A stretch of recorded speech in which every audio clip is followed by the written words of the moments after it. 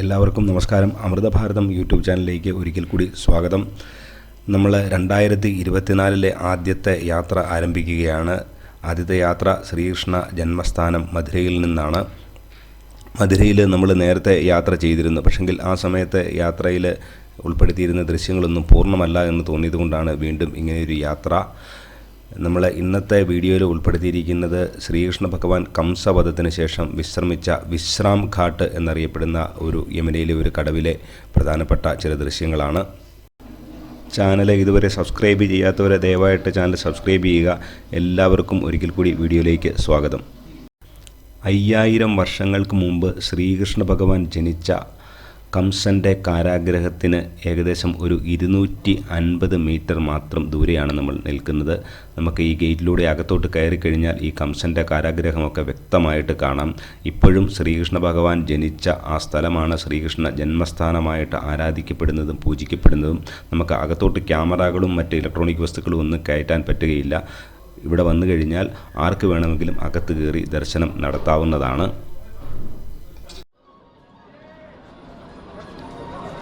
ഈ ശ്രീകൃഷ്ണ ജന്മസ്ഥാനത്തിൻ്റെ മുന്നിൽ നിന്ന് നമ്മൾ കുറച്ചും കൂടെ നേരെ പോയി കഴിഞ്ഞ് കഴിഞ്ഞാൽ പോത്രാക്കുണ്ട് എന്ന് പറയുന്നൊരു സ്ഥലത്ത് വരും. പോത്രാക്കുണ്ട് എന്ന് പറയുന്നൊരു സ്ഥലമാണ്. അപ്പോൾ അതൊരു ചെറിയൊരു കുളമാണ്. അപ്പോൾ അവിടെയാണ് നമ്മുടെ ഈ ദേവകി, ശ്രീകൃഷ്ണൻ്റെ അമ്മ ദേവകി വസ്ത്രങ്ങളൊക്കെ കഴുകിയിരുന്നത് എന്ന് പറയുന്നത്. അതുപോലെ ശ്രീകൃഷ്ണൻ്റെ വസ്ത്രങ്ങൾ അവിടെ വെച്ചൊക്കെ കഴുകിയിട്ടുണ്ട് എന്നാണ് പറയുന്നത്. അപ്പോൾ ഇന്ന് ഇവിടെ തീരെ തിരക്ക് കുറവാണ്. അപ്പം നല്ല മഞ്ഞാണ്, നല്ല ഈ മൂടൽമഞ്ഞാണ്. ഇന്ന് ഇപ്പോൾ ഒരു മൂടൽമഞ്ഞ് കുറവാണ്. കഴിഞ്ഞ ദിവസങ്ങളിലൊക്കെ മൂടൽമഞ്ഞ് ഒത്തിരി കൂടുതലായിരുന്നു. നമ്മൾ ട്രെയിനിൽ വരുന്ന വഴിക്കൊക്കെ മറ്റ് സ്ഥലങ്ങളിലെല്ലാം നല്ലപോലെ മൂടൽമഞ്ഞ് കാണാനായിട്ട് പറ്റുമായിരുന്നു. ഇന്നിപ്പോൾ രാവിലെ 9 മണിയൊക്കെ ആയി വരുന്നേ ഉള്ളൂ. തിരക്ക് തീരെ കുറവാണ്. അപ്പോൾ ഇവിടെ ഇപ്പോഴത്തെ പ്രശ്നം എന്ന് പറഞ്ഞാൽ ഇവിടെ ഈ സെക്യൂരിറ്റി, രാമജന്മഭൂമിയുടെ നമ്മുടെ പ്രാണപ്രതിഷ്ഠയായിട്ട് ബന്ധപ്പെട്ടിട്ട് ഇവിടെ ഭയങ്കര ടൈറ്റ് സെക്യൂരിറ്റിയാണ്. തിരക്ക് തീരെ കുറവാണ്. നമ്മളിപ്പോൾ പോകുന്നത് ഈ നമ്മുടെ പോത്രാക്കുണ്ടിലിട്ട് കാണാനാണ്. പോത്രാക്കുണ്ട് നമ്മൾ നേരത്തെ കണ്ടിട്ടുള്ളതാണ്. ഇത് ആണ് പോത്രാക്കുണ്ട്. ഇതിലോട്ട് പോകുമ്പോഴുള്ള ചെറിയൊരു ഗേറ്റാണ്. നമുക്ക് ആ വഴിയാണ് നമ്മൾ ഇങ്ങോട്ട് ഇറങ്ങി വരുന്നത്.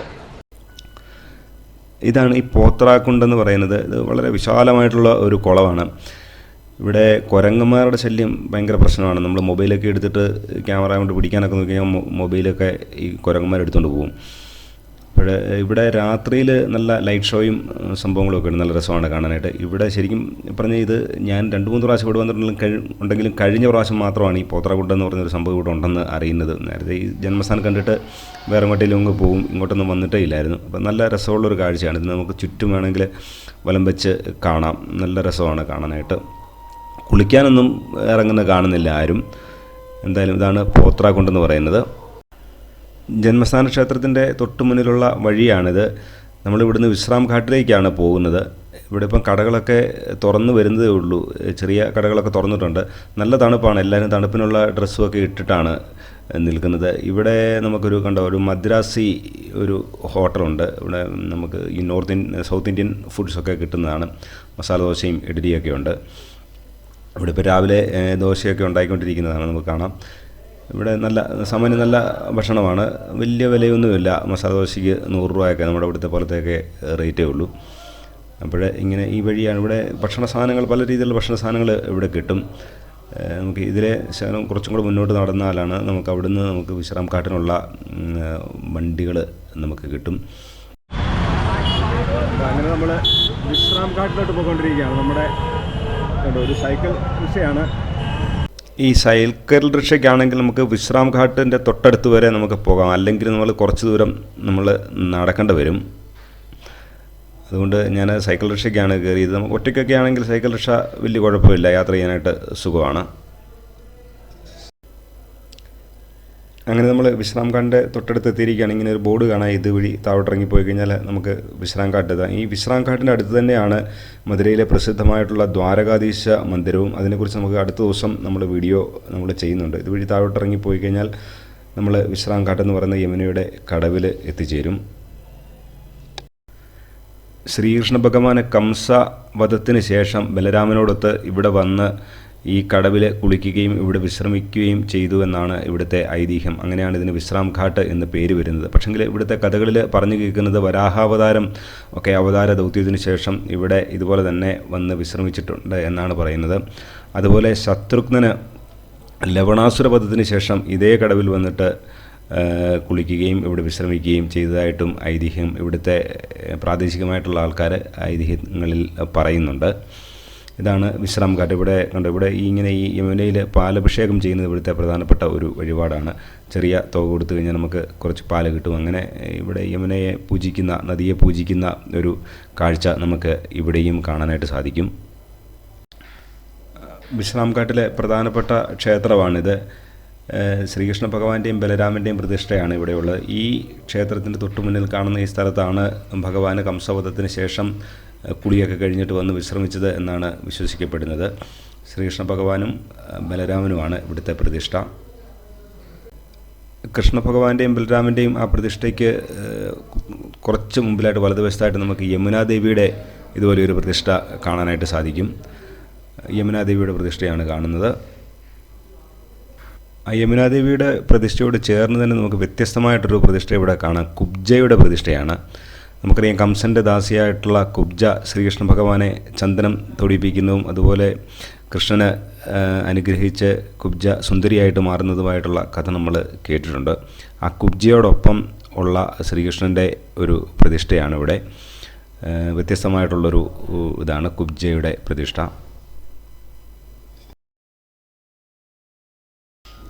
യമുനാദേവിയുടെയും കുബ്ജയുടെയും ഒക്കെ ക്ഷേത്രം കഴിഞ്ഞിട്ട് നമ്മൾ കുറച്ച് വെളിയിലോട്ട് ഇറങ്ങി കഴിയുമ്പം ഇതുപോലെ ഒരു ക്ഷേത്രമുണ്ട്. അവിടെ കൃഷ്ണൻ്റെ മാതാപിതാക്കളായിട്ടുള്ള ദേവകിയുടെയും വസുദേവരുടെയും പ്രതിഷ്ഠയാണ്. അവർക്ക് വേണ്ടിയിട്ടുള്ളൊരു ക്ഷേത്രമാണ്. ഇവിടെ വന്നപ്പോൾ ഈ പൂജാരി എന്നോട് ഇവിടുന്നാണ് വരുന്നതെന്നൊക്കെ ചോദിച്ചു. മലയാളിയാണ്, കേരളത്തിൽ നിന്നാണ് പറഞ്ഞു കഴിഞ്ഞപ്പോൾ അദ്ദേഹം ഇവിടെ എന്താണെന്ന് എനിക്ക് വ്യക്തമായിട്ട് മനസ്സിലായില്ല. ഒരു ഇഷ്ടിക പോലെ ഒരു സാധനം നിലത്ത് പതിച്ചിരിക്കുന്ന ഒരു കല്ല് എനിക്ക് കാണിച്ചു തന്നു. അത് ആരാണ്ട് തൃശ്ശൂരുകാർ കൊടുത്തതാണെന്നാണെന്ന് തോന്നുന്നു അദ്ദേഹം പറഞ്ഞത്. അപ്പോൾ അത് അദ്ദേഹം ഇങ്ങനെ തൊട്ട് കാണിക്കുകയൊക്കെ ചെയ്തു. തൃശ്ശൂർ എന്ന് 2 പ്രാവശ്യം പറയുകയും ചെയ്തു. ഇത് വിശ്രാം ഘട്ടിലെ വളരെ പ്രധാനപ്പെട്ട ഒരു ക്ഷേത്രമാണ്. ഇത് യമുനാദേവിയുടെ സഹോദരനായിട്ടുള്ള യമദേവനും വേണ്ടിയിട്ടുള്ളൊരു ക്ഷേത്രമാണ്. യമുനാദേവിയും യമദേവനുമാണ് ഇവിടുത്തെ പ്രതിഷ്ഠ. സഹോദരന്മാരുടെ ക്ഷേത്രം എന്നാണ് ഇത് അറിയപ്പെടുന്നത്. വെളിയിൽ തന്നെ ബോർഡ് നമ്മൾ കണ്ടു. സിസ്റ്റർ ബ്രദർ ടെമ്പിൾ എന്നാണ് ഈ ക്ഷേത്രത്തിൻ്റെ പേര് തന്നെ. അതായത് സഹോദരന്മാർക്ക് വേണ്ടിയിട്ട് ആദ്യമായിട്ടുള്ള ഒരു ക്ഷേത്രം തന്നെയാണെന്നാണ് ഇവിടുത്തുകാർ പറയുന്നത്. ഇങ്ങനെ മറ്റു ക്ഷേത്രങ്ങൾ ഒരിടത്തുമില്ല. സഹോദരന്മാർക്ക് വേണ്ടിയിട്ടുള്ള ഒരു ക്ഷേത്രം. യമദേവനും യമുനാദേവിയുമാണ് ഇവിടുത്തെ പ്രതിഷ്ഠ. ഈ ക്ഷേത്രത്തിന് പിന്നിൽ ഒരു കഥയുണ്ട്. ആ കഥ നമുക്ക് പിന്നീട് നമുക്ക് പറയാം. കംസവധത്തിന് ശേഷം വിശ്രാം ഘാട്ടിൽ വിശ്രമിക്കാൻ വന്ന ശ്രീകൃഷ്ണ ഭഗവാനെ കാണാനായിട്ട് സകല ദേവതകളും ഈ വിശ്രാം ഘാട്ടിൽ എത്തിയെന്നാണ് വിശ്വസിക്കപ്പെടുന്നത്. അങ്ങനെ സകല ദേവതകളുടെയും പ്രതിഷ്ഠകൾ നമുക്ക് ഈ വിശ്രാം ഘാട്ടിൽ പല സ്ഥലങ്ങളിലായിട്ട് കാണുവാനായിട്ട് സാധിക്കും. ഈ വിശ്രാം ഘാട്ടിൻ്റെ ഇടതുവശത്തും വലതുവശത്തുമായിട്ട് 12, ഇടതുവശത്തോട്ടും 12, വലതുവശത്തോട്ടും 12, അങ്ങനെ ഇത്രയും കടവുകൾ ഇവിടെ ഉണ്ടെന്നാണ് പറയുന്നത്. ഇവിടെ നമുക്ക് ബോട്ടുകൾ അവൈലബിൾ ആണ്. ബോട്ടുകളിൽ കയറിയിട്ട് നമുക്ക് യമുനയിലൂടെ യാത്ര ചെയ്ത് ഈ കടവുകളൊക്കെ നമുക്ക് കാണുവാനായിട്ട് സാധിക്കും. 100 രൂപയാണ് എന്നോട് മേടിച്ചത്. ചില സമയത്ത് 50 രൂപയേ ഉള്ളൂ എന്നാണ് പറയുന്നത്. എന്നോട് 100 രൂപയാണ് മേടിച്ചത്. അപ്പോൾ അങ്ങനെ നമ്മൾ ബോട്ടിൽ ഇനിയും യമുന നദിയിലൂടെ യാത്ര ചെയ്ത് ചില കാഴ്ചകളൊക്കെ കാണുകയാണ്. ജനുവരി മാസമാണ്. നല്ല മൂടൽമഞ്ഞാണ്. നമുക്ക് ഒത്തിരി ദൂരോട്ടുള്ള കാഴ്ചകളൊന്നും നമുക്ക് കാണുവാനായിട്ട് പറ്റുന്നില്ല. സാമാന്യം നല്ല തണുപ്പുമുണ്ട്. ഇവിടെ നമുക്ക് ഉണ്ടോ യമുനയുടെ കരയിൽ ഇങ്ങനെ പൂജ ചെയ്യുന്നതൊക്കെ നമുക്ക് ഈ ബോട്ടയിൽ ഇരുന്നുകൊണ്ടുള്ള കാഴ്ചയാണ്. ഇങ്ങനെ ഓരോരുത്തർ ഇങ്ങനെ പുഷ്പവും പാലും ഒക്കെ ഒഴുക്കുന്നതും ഇങ്ങനെ.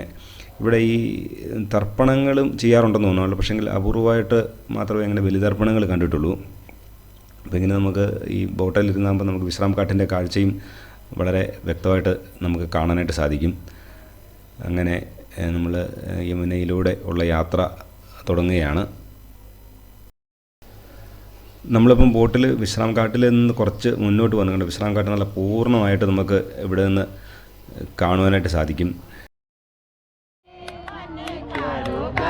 यमुना जीरो पानी लागे, काड़ो यमुना जी को पानी लागे, यमुना जी तो काली काली राधा गोरी गोरी, यमुना जी तो काली काली राधा गोरी गोरी,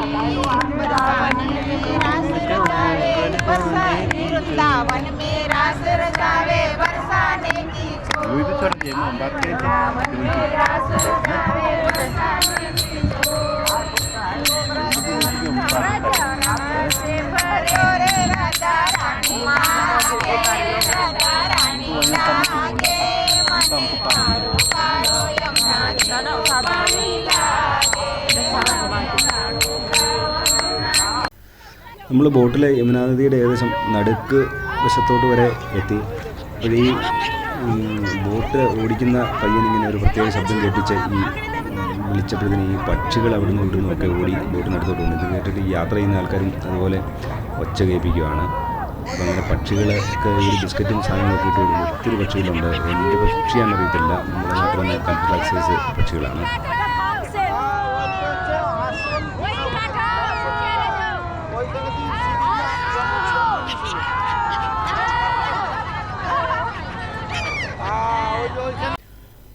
ഇത് റാണി ഘാട്ട് എന്നാണ് അറിയപ്പെടുന്നതെന്നാണ് പറയുന്നത്. അപ്പം ഈ റാണി ഘാട്ടിനൊക്കെ കുറേ പുറകിലായിട്ട് നമുക്ക് നോക്കിക്കഴിഞ്ഞാൽ കംസൻ്റെ കോട്ട നമുക്ക് കാണാം.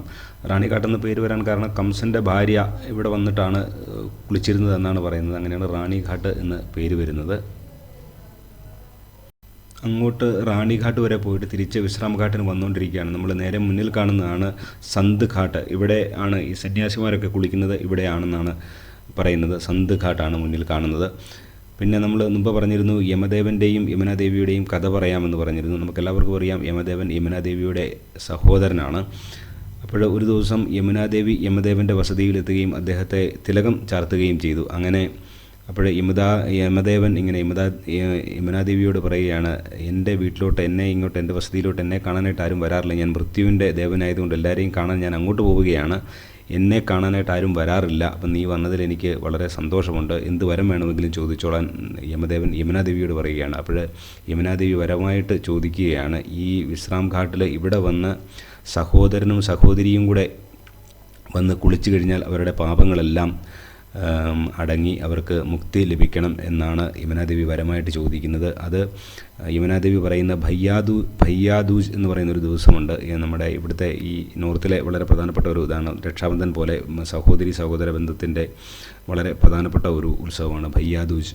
അപ്പോൾ ആ ദിവസം, അതായത് ദീപാവലി കഴിഞ്ഞാൽ 2-3 ദിവസം കഴിഞ്ഞിട്ടാണ് വരുന്നത്. ആ ദിവസം ഇവിടെ വന്ന് കുളിച്ചു കഴിഞ്ഞാൽ സഹോദരി സഹോദരന്മാരെ ഒന്നിച്ച് ഇവിടെ വന്ന് കുളിച്ചാൽ അവർക്ക് മുക്തി ലഭിക്കും എന്നാണ് വിശ്വാസം. അതാണ് ഈ യമദേവൻ്റെയും യമുനാദേവിയുടെയും പ്രതിഷ്ഠ ഇവിടെ ഉണ്ടാകാനായിട്ടുള്ള കാരണം. ഇന്ന് ഇവിടെ എന്തോ ഒരു പ്രത്യേകതയുള്ളൊരു ദിവസമായിരുന്നെന്ന് തോന്നുന്നു. യമുനാ ജയന്തിയോ അങ്ങനെ എന്തോ കറക്റ്റായിട്ട് അറിയത്തില്ല. അപ്പോൾ ഇങ്ങനെ ഈ വള്ളത്തിൽ യമുനയ്ക്ക് കുറുകെ ഇങ്ങനെ സാരി കൊണ്ട് ഇങ്ങനെ ഉടുപ്പിക്കുക, യമുനാദേവിയെ സാരി ഉടുപ്പിക്കുകയാണെന്നുള്ള സങ്കല്പത്തിൽ ഇങ്ങനെ യമുനയ്ക്ക് കുറുകെ ഇങ്ങനെ വള്ളത്തേൽ ഇങ്ങനെ സാരി ഉടുപ്പിക്കുന്നത് നമുക്ക് കാണാമായിരുന്നു. എന്താണ് ഇതിൻ്റെ പിന്നിലുള്ളതെന്ന് വ്യക്തമായിട്ട് അറിയത്തില്ല. ചിലർ പറയുന്നത് ഇന്ന് യമുനാ ജയന്തിയാണെന്നാണ് പറഞ്ഞത്. കറക്റ്റായിട്ട് ഇതിനെക്കുറിച്ചില്ല അറിയത്തില്ല. എങ്കിലും എന്നാലും രസമായിട്ടുള്ളൊരു വ്യത്യസ്തമായിട്ടുള്ളൊരു കാഴ്ചയായിരുന്നു ഇത്. അങ്ങനെ മധുരയിലെ വിശ്രാംഘാട്ടിലെ വ്യത്യസ്തമായിട്ടുള്ള കാഴ്ചകളുമായിട്ട് ഇന്നത്തെ വീഡിയോ ഇവിടെ പൂർണ്ണമാവുകയാണ്. വീഡിയോ നിങ്ങൾക്ക് ഇഷ്ടപ്പെടുന്നുണ്ടെങ്കിൽ ദയവായിട്ട് വീഡിയോ ലൈക്ക് ചെയ്യുക, നിങ്ങളുടെ അഭിപ്രായങ്ങളൊക്കെ കമൻറ്റ് ചെയ്യുക. ചാനൽ ഇതുവരെ സബ്സ്ക്രൈബ് ചെയ്യാത്തവർ ദയവായിട്ട് ചാനൽ സബ്സ്ക്രൈബ് ചെയ്യുക. മധുരയിലെ ആദ്യത്തെ വീഡിയോയാണ് 2024 ഇത്. മുന്നോട്ട് അനേകം വീഡിയോകൾ വരുന്നുണ്ട്. ആ വീഡിയോകൾക്ക് വേണ്ടി എല്ലാവരും കാത്തിരിക്കുമെന്ന പ്രതീക്ഷയോടുകൂടി എല്ലാവർക്കും നമസ്കാരം.